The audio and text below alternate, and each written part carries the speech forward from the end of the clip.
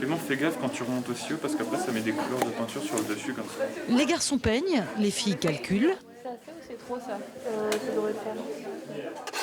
Elles poncent, elles percent sous les yeux d'un prof de plus en plus discret.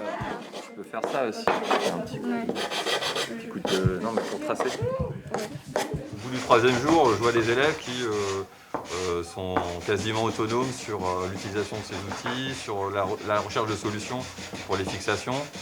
Et alors que le premier jour, il y avait 1000 questions à la minute. Une classe de seconde, option création et culture design, comme il n'en existe que 2 dans le Loiret. Ils construisent les décors qu'ils ont pensés eux-mêmes d'une pièce écrite par une artiste locale. La metteuse en scène les accompagne depuis des mois. J'ai envie de camper les méchants de Shakespeare dans une émission de télé-réalité qu'on a appelée donc Vilain Méchant et les Hangar Games, puisque le spectacle se jouera au hangar à Chalette-sur-Loing. Son Hamlet, ado asocial enfermé dans ses livres, les élèves le voient dans cette cage en cours d'assemblement. On peut venir mettre des chaînes dans son dos, tu vois, le Mais dos son dos, il serait plutôt là, justement.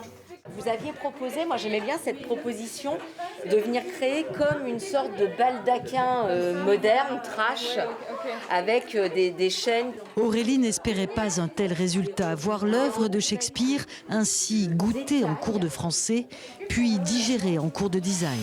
On a beaucoup fait de plans, des maquettes, l'assemblage, la peinture. Après, en littérature, du coup, ça m'a donné envie de lire des pièces de Shakespeare, j'en ai lu quelques-unes. La pièce ne sera jouée que l'an prochain. Les répétitions du club théâtre d'Aurélie devaient avoir lieu dans une salle du département qui n'autorise encore que des publics assis. Ils sont plusieurs dans la classe à se voir sur scène, comme Clément en Richard III.